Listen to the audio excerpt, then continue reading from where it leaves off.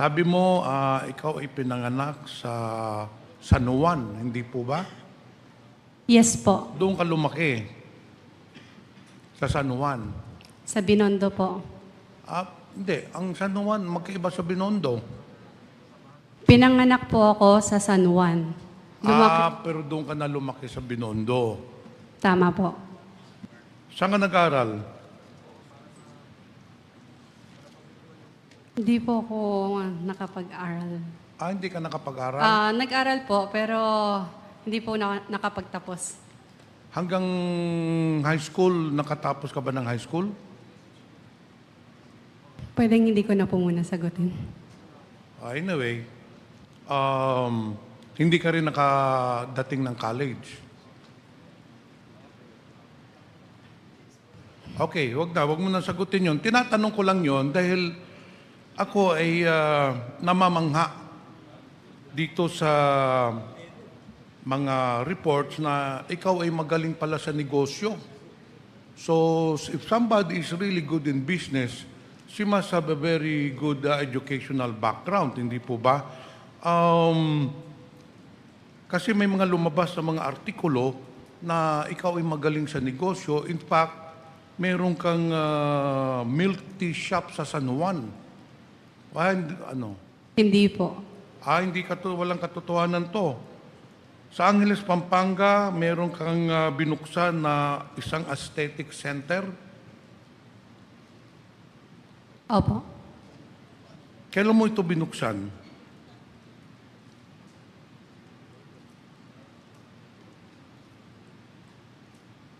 Hindi ko po matandaan yung exact year. Anyway, ito ay wala kang kasosyo, sa iyo lang to. Itong aesthetic center sa Pampanga, Angeles, wala kang kasosyo o may kasosyo ka rito? Pwedeng hindi ko po siya sagutin. Kasi hindi naman po siya related.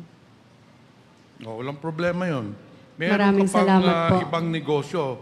Sabi nga sa artikulo, ikaw bata ka pa lang, nagninegosyo ka na, marami kang negosyo, and then meron ka ring isang cafe-restaurant sa resort doon, hindi po ba?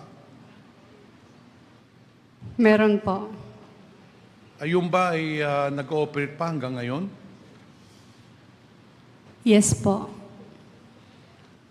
Okay, dito tayo sa pagpasok mo ng Lucky South 99. Kailan ka ba nag-apply doon sa Lucky South 99? Nag-apply po regarding saan po? Nagtrabaho ka sa Lucky South 99, hindi ba? Sa papers po. Okay, paano ka napasok doon? Pwede mong ikwento dito sa komitiba, paano ka napasok sa Lucky South 99? I mean, mananrabaho ka, hindi ba? Hindi naman basta-bastang ikaw ba'y kinuha ng Lucky South 99 o nag-apply ka doon? Nung una po, sa amin po yung Lucky South 99 nung una po. Sa inyo? Opo, sa akin. Sa amin. Sa iyo yung sa Lucky South 99. Nung una po. Nung una po, yes po. But according to Stephanie, nauna po si Stephanie magtrabaho doon sa Lucky South 99 and then nagpa-interview ka doon sa Lucky South 99 at nag-apply ka. May I know po kung kailan po ako nag-apply at sino po nag-interview sa akin? Oo. Opo. Sino ba nag-interview sa iyo? Hindi, pwede ko malaman kung sino po yung tinutukoy na nag-interview sa akin nung panahon. Hindi mo na rin isasagutin. Dito po tayo sa big boss mo. Hindi mo naman ma-explicar dito, hindi mo na ipapaliwanag dito paano ka napasok sa Lucky South 99. Pero as per record, nauna sa iyo si Stephanie, sumunod ka, and then eventually, ito ang nangyari po ay nung nakapasok ka na ng Lucky South 99, naging personal translator ka ng big boss ninyo na si Duan Renew, hindi po ba? Ninong ko po siya. Ninong. Opo. Paano mo nakilala si Duan Renew? Woo! Best friend po siya ng mami ko. Best friend ng mami Yes. mo. Kailan po sila nagka-best friend ng mami mo? Paano po sila nagkakilala ng ng Duan Renew at ng mami mo? Po? Paano sila nagkakilala? Sabi mo kanina, Mr. Chair, kasi kaya ka napasok dun sa Lucky South dahil best friend ng mama mo si Duan Renew. Duan Renew, for the information of everyone, is the big boss of Lucky South 99. Paano naging best friend yung mama mo at saka ano? Sa Gaano na China. sila katagal magkakilala? Sa China pa lang po, magkakilala na sila kasi sa China po pinanganak ang mom ko. She's a Chinese po. Okay. Yes. So doon nagkakilala ang mama mo sa China. At sa Opo. Duan Renew. Yes. Then Isang city lang eventually- po sila. So ibig mong sabihin, dahil ninong mo siya, ang mama mo ang nagpapasok sa'yo doon kay Duan Renew? No po. Kinontak po ako ng ninong ko kung pwede po akong tumulong sa kanya kasi hindi po siya marunong mag-Tagalog and mag-English po. Okay, correct. So yun na nga ang unang tanong ko. Balik tayo sa unang tanong na hindi mo siguro nadinig. Ikaw ay naging personal translator na Duan Renew. Wu pala. Hindi po ba? Pwede din po. Ha? Pwede din po. Hindi pwedeng sagot mo pwede din po. You became the translator, personal translator of the big boss of Lucky South 19, Mr. Duan Renwu. Yes or no? Yes? You think? Hindi naman mahirap sagutin yun. Duan. Wala namang masama doon sasagutin that you became a personal translator. Sa pagiging personal translator mo, Mr. Chair, kasi, naging palagi kang kasama ni Mr. Duan Renwu. Hindi po ba? Yes po, nung una.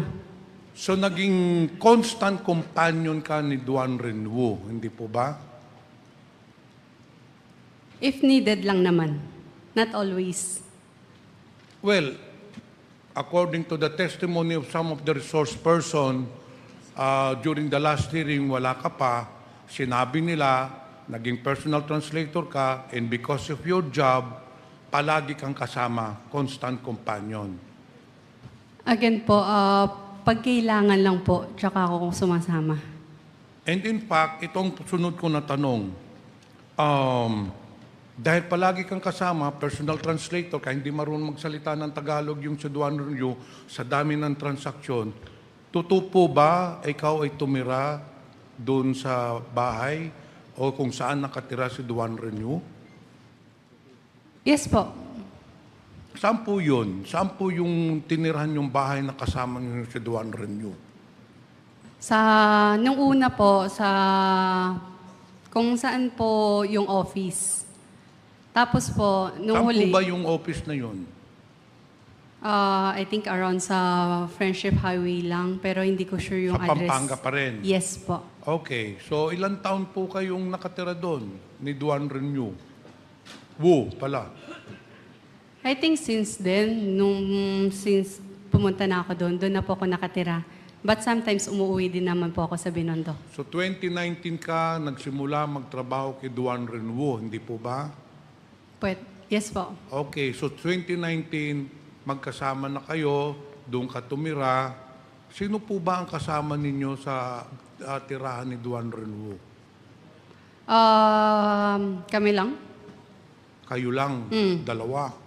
Sa bahay po. But bahay nga. meron po kaming staff po. Okay.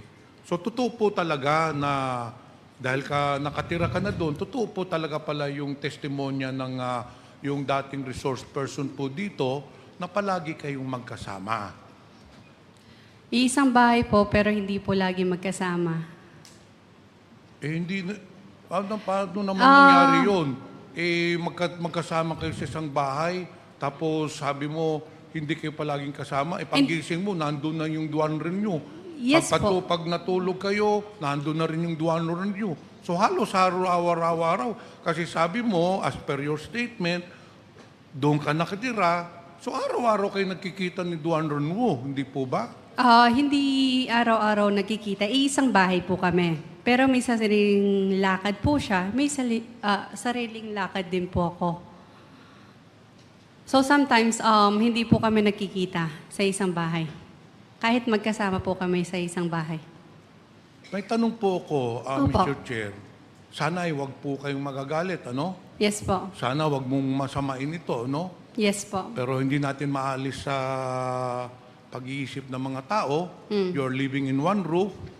You are a woman. Duwan rin you sa man. Ang tanong ko po, wala ba kayong relasyon ni Mr. Duan Renwu? Wala po. Kasi alam mo, na yung mga kasama mo sa trabaho dito, na nakausap namin, nauna po si Stephanie sa inyo, Mascareñas, magtrabaho, hindi po ba? Pero pagdating ho ninyo, you became very close to Duan Renwu. And eventually, si Stephanie Mascareñas, medyo naalis, hindi po ba? Pagpasok nyo, after a few months, nawala na si Stephanie. Hindi po totoo yan. Alam niya po sa sarili niyan. Well, anyway, that's a word of yours against hers, no? But anyway, yun ang tinestify niya dito. Ngayon, pagkawala ni Stephanie, Mascareñas, you started to become powerful dun sa Lucky South 99. Naging confidante ka ni Mr. Duan Renwu to the point na ginawa kang incorporator, to the point na ginawa kang yung mga cheque nilagay na sa mga pangalan mo, to the point na ikaw na po ang nagdidesisyon ng mga lahat ng galaw, lahat ng mga gawain doon sa Lucky South 99, hindi po ba? Correction lang po. Nag-invest din po ako doon. Naglabas po ako ng money for that po. Magkano naman po ang ininvest ninyo doon? Pwedeng hindi ko po sabihin. Medyo, it's private po eh.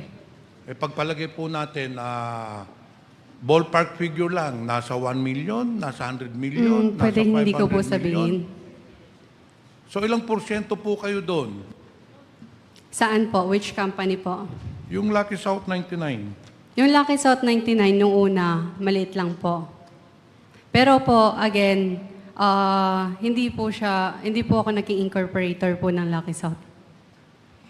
So anyway, doon sa investment mo, Yes po. paano ho ang, kasi investment yan. Yes. A person invests in a business, ang objective ay para kumita. So I'm sure na almost 5 to 6 years, doon ka sa Lucky South 99, sabi mo nag-invest ka. So gaano ang dividendo ninyo or yung income mo nung doon sa investment mo, ilang beses ka binibigyan sa isang taon? Pwedeng hindi ko muna i-disclose po yan. Well, but we have to Pasensya assume, na po. we have to assume that you were earning a substantial amount because yung operations ng Lucky South 99 ay napakalaki, no? In fact, the assets, everything, malaki po. Dito po tayo sa ano, meron nung ni-raid sa Porac, Pampanga na yung mansion complex. Alam niyo yon, di ba? Yes yung po. merong mga villas, yung may lake, tapos may villa sa gitna. Yes po. As per record po, lumalabas yata na sa inyo po yon. Opo. Lahat ng investment namin, lahat ng kinita po namin nasa Pilipinas po. Hindi, tinatanong ko lang. Sige, wala na. Tinatanong ko lang, sa iyo yun, gano'ng kalaki po yun? Opo. I think 3 hectares po. 3 2 to hectares. 3 hectares. Sa tingin mo, magkano na ang halaga nun? Hindi ko po sigurado. Sa tingin ko po at saka sa assessment ng ibang ahensya po, nagkakahalaga po ng 2.5 billion pesos ho yun. 2.5 billion pesos. Napakalaking halaga for a 24-year-old. So, yun po ang isang mga katanungan po dito sa komitiba na lumalabas. You have ika ngang kumita ka talaga na malaki doon sa operations ng Lucky South 99. Again, To have that investment of 2.5 billion pesos, malaki ho ang kinita nyo sa Lucky South 99. And it just shows, Mr. Chair, that CASI is heavily involved in the operations of Lucky South 99. The fact that her name appears in the several documents, the fact that she has amassed several billions of pesos of properties just shows that she is really part owner of Lucky South 99. Hindi po ba? wala po akong kinalaman sa operational ng Lucky South 99. Again, nagpapaupa lamang po kami at wala na po. Maliban sa paupa, wala po akong kinalaman sa Lucky South 99 or any POGO or operational ng POGO po. Okay, doon po tayo kasi, Mr. Chair.